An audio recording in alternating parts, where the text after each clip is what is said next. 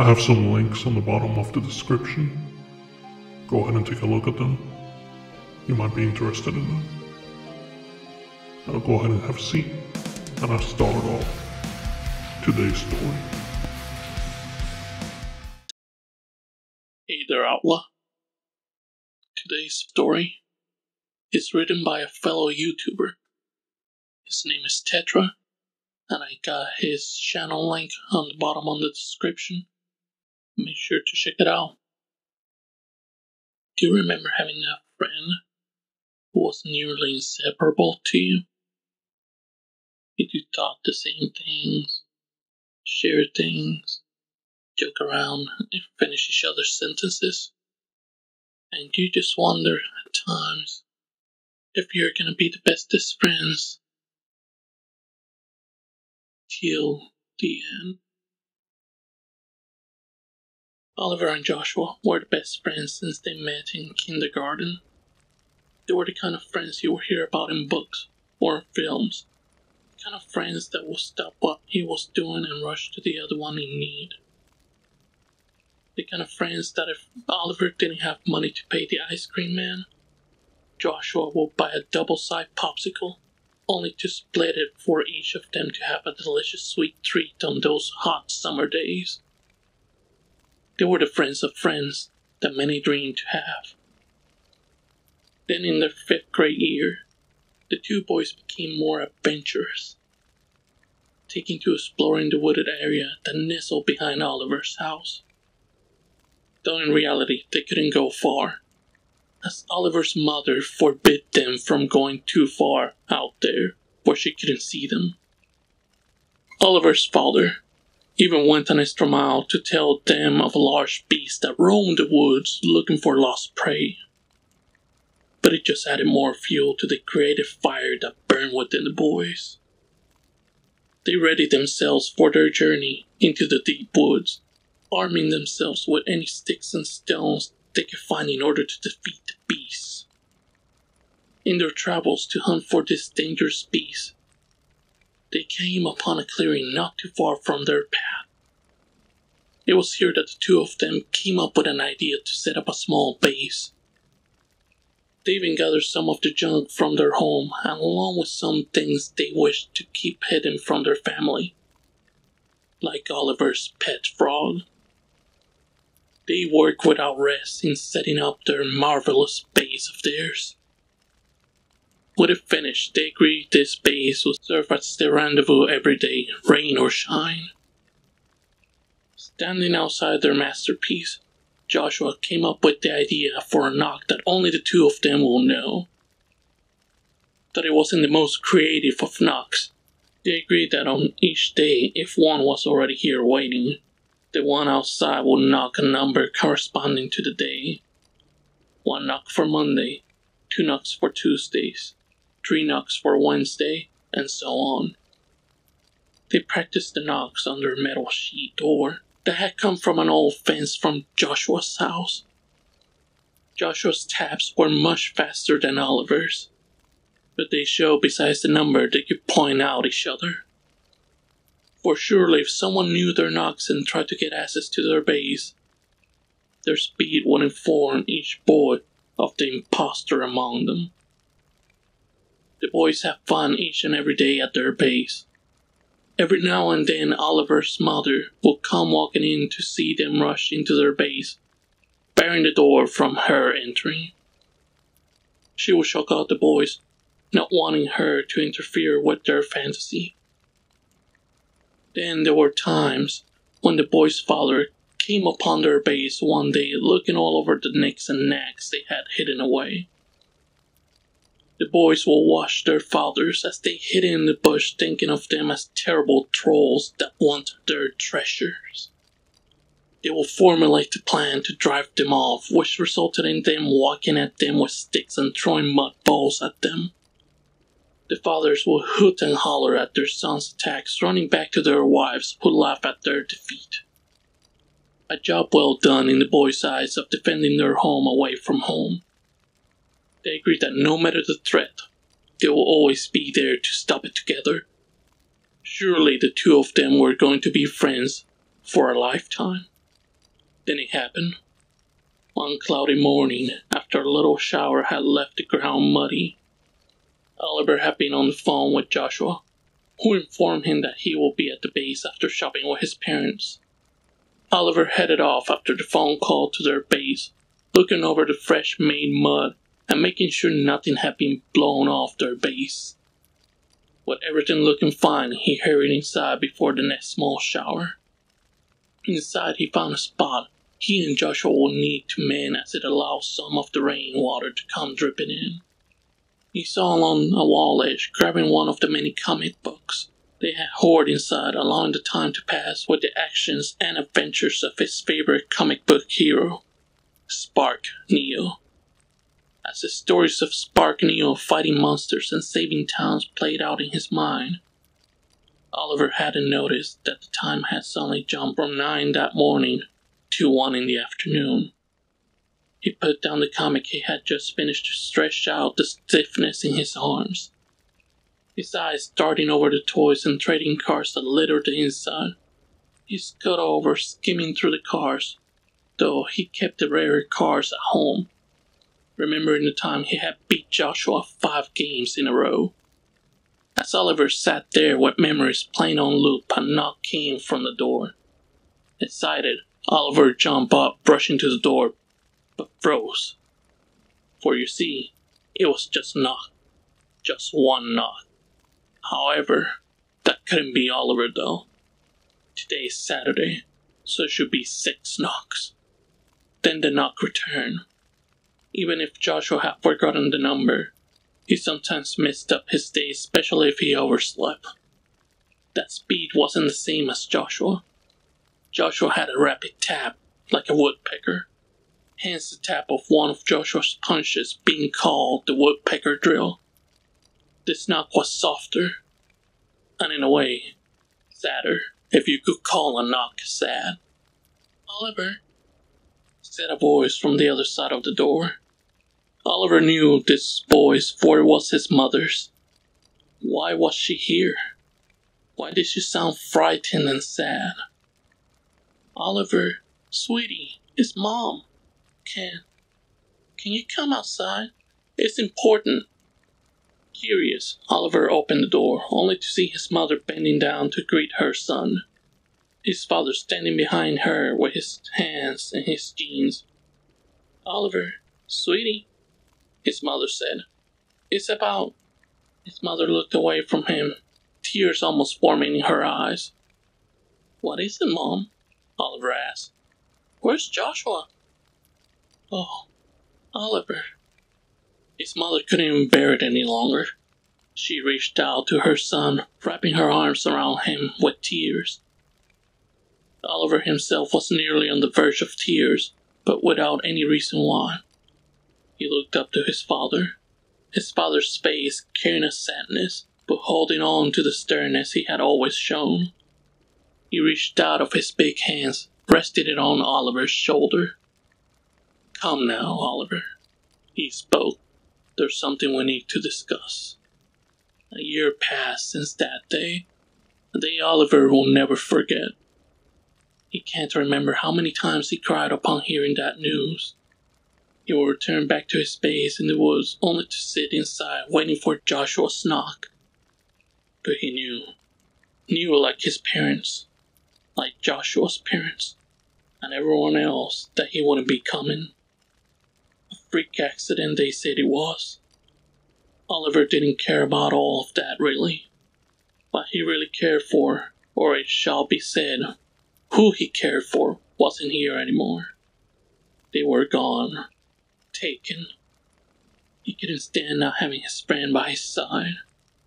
Now his days were filled with loneliness and blank stares. He sat on a bench in a nearby park, the same bench he and Joshua would sit after obtaining ice cream from the local ice cream truck. Oliver at times wouldn't have enough money, but Joshua, being the caring friend, will always buy a double-sided fudge pub, splitting it down the middle, giving each of them a share. Oliver wept at the thought, for it brought back happy memories, but also reminded him that if he looked to the spot where Joshua sat, there was no friend. but a memory. He cried and cried for long hours on that bench, his eyes and nose turning red from all the tears and snot that rained from him like a gushing faucet. He tried so hard to hold them back, to do what his father had told him to do. He had to look past his sadness and towards the future. Carry them in your heart and they'll be with you forever. That's what he had to do. Then why did his chest hurt him? Why did he struggle to get out of bed every morning? Struggle to look out his window to the house across the street? Why did he hurt when taking that step into school? It was simple. That person in his life was gone. That's why his chest hurt. That's why everything he ever did after that day caused him to cry. Joshua was gone, and he was never coming back.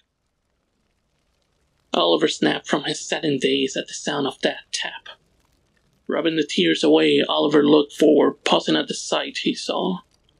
Before him stood a long, tall man, dressed in all black. He wore a large top hat that matched his Victorian-style clothing. In his right hand, he held a cane, which top was adorned with a large glass orb. The man tapped his right index finger on it.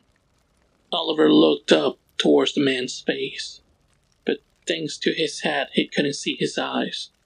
He could only make out a long grin that was tucked away in a matted beard. Around the man's neck, Oliver noticed was a long, thick scarf made from scraps of cloth of many different colors. "Greetings to thee, O sweet child," the man said in a deep, almost rhythmic voice. "I felt upon the wind a most troubling mood. To my surprise that I find a child in dread." "Who are you?" Oliver asked. The man bowed, and as he did, the thick scarf he wore around his neck began to unravel. That is when Oliver noticed it wasn't a scarf, but the man long braided hair. The man rose, fixing his hair. "I'm one who dwells when the slumbering darkness prevails. I come in haste to those in need, and offer them a brief respite indeed." Oliver couldn't understand the strange man, his eyes still in a dazed fashion. The man reached into his coat pocket, pulling out a black card. He held it towards Oliver, who stared at it before grasping it in his tiny hands. When Oliver held the card, it was just a solid black mass. But when he began to move it, the card shined in vibrant neon colors. "This is for me?" Oliver asked. "Yes, my child, for you see that is my card. I only give it to those who need it. It's how I show my alliance to help," said the man. "Help?" "Yes, my dear child, I'm here to help.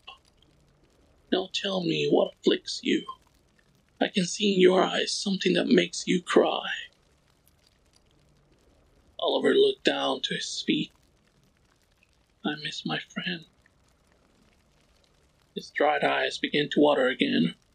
His throat bubbled up with messy words as he spoke. "He died last year, and I couldn't even tell him goodbye. I missed him so much."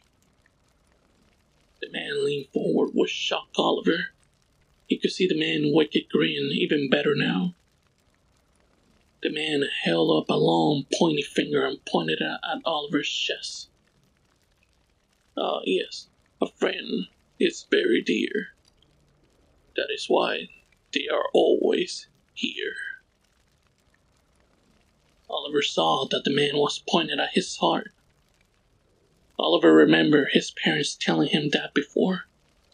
That no matter what, even though they were gone, they will always live on within you. Oliver tried his best to hold on to those words, but that's all they were. Just words. They weren't tangible. How could Oliver come to accept them if he couldn't touch them? Oliver's tears fell on the man's finger. The man cocked his head. He removed his finger, returning it back to his upright position. He stared at the spot Oliver's tear had fell.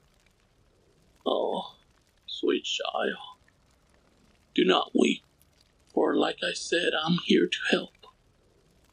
Though they are just words. Words, in fact, do have power. A power to bring to life anything. Oliver rubbed away his tears. He stared down at the car, then looked up at the man. But to his surprise, the man had vanished.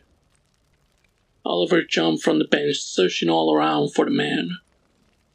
It was like he just vanished into thin air. Oliver stood there, wondering what had happened, but soon heard a strange sound of a whistle that sounded like a wolf imitating a train. He turned right around, rushing home. Oliver laid in bed with a full belly from his mother's dinner of meatloaf and mashed potatoes. Feeling like a sack of potatoes himself, he let his eyes dart between all the glow and the dark stars his parents had painted all over his ceiling. Though their glow had long since faded, he could still pinpoint each one and knew how many were placed. 31 and a half. Sadly, one of the stars was painted right on the edge of the corner and wasn't a full star. He lay there, like he did every night, with a mind full of what-ifs and if-onlys. He heard the footsteps of his parents during their own ritual of bed. He rolled over, putting his back to the door, hoping to drown out the sounds from the hallway. His eyes trailed off to a chair in the corner of the room. On the chair were the clothes he wore during the day. Oliver's eyes drift to his pants, especially his left pocket. On his run home, he had stuffed that strange black card into that pocket. He had played that moment in his head, remembering that strange dressed man along with his words of promising to grant his wish. He wondered if that man did mean what he said. He had read countless stories of people granting wishes, but that was fantasy, so of course it could happen. However, this is the real world, where nothing like that could happen. There's no such things as wishes. No possible way for Joshua to ever come back. Oliver shut his eyes as tears came back. It's not like that wish never crossed his mind. In fact, it did a whole marathon. This is the real world, so it could never happen. But if it could, if there was even a small percent it could happen, then yes, Oliver would want his friend back. He would do anything to be with his friend again. Then Oliver felt a warm sensation come over his face. He opened his eyes, staring past the tears to his left pants pocket. A bright ray of neon colors shined from his pocket. It had to be that card, for only had those colors on it. But why was it shining so brightly? Oliver sat up in bed, mesmerized by the colors. The colors were so bright it gave back life to the faint glow in the dark stars. Yet instead of the dull lime green colors, came bright and vibrant neon colors. Oliver sat up, his eyes never moving away from the colors. As he sat there watching their beautiful, dazzling array of colors, a sensation erupted in his chest. He clutched at his chest in a rapid haze, his breathing growing heavy. He fell back in his bed, still clutching at his chest. Just then he felt something rise up from within him. He looked at his chest to see a large bump slowly rise. As he lay there, continuing to watch the chest rise. "Mom, Mommy," he whimpered, his eyes darting to the door. "Mommy!" He glanced back down at the bump that rose from his chest. He froze in an undying fear at what awaited him. The bump's round texture had morphed to match that of a face. Oliver watched as a mouth, nose, and eyes slowly formed upon. His blood-curdling screams carried such heavy weight of dread that it roused his parents from a deep slumber. They rushed in a haste to his room. Oliver's father burst through the door, quickly flicking on the lights, only to become stone at the sight he saw. Oliver's mother rushed in, fixing her robe, but the same sight that captured her husband made her fall to her knees in tears. On the bed laid Oliver, writhing and crying out in pain, his eyes staring and his hands reaching out for his parents. Yet they couldn't even remove their eyes off the misshapen thing of a person that had emerged like a misshapen tumor on their son. Its two-handled arms flayed around as it screamed out a god-awful sound with eyes buggling. It turned towards Oliver's parents, its head bobbing up and down. That is when the two parents realized who the misshapen thing was, or who it was supposed to be. It was Joshua. As he opened his mouth, an attempt to make a simple sentence became gargled, making him sound like a clogged disposal. The misshapen Joshua's body snapped and popped as it moved upward, coming to a position to stare down at Oliver. A sense of unrelenting happiness and sadness came over the deranged, boggle-eyed Joshua. Oliver stared up at his former friend in the same sensation. They had smiled at one another, for in the longest time they had found one another again. Then, like a clock striking at midnight, they both screamed out in pain, their bodies twitching, and the sound of bubbling liquid could be heard. Like that blood-curdling scream that summoned Oliver's parents, the two boys' lives ended. They lay together on that bedstone, still as a massive, misshapen blob of a mess. Oliver's father turned away, banging his head against the door frame as his wife cried her eyes out. To this day, they never knew what had done this to their son, or how Joshua manifested inside him. The only thing that could be discovered by officers was a strange black car with no writing that shined with strange neon colors. The parents of both children cried for days, unable to ever see their children again. But for the children themselves, God horrid, they managed in the end to reunite with one another.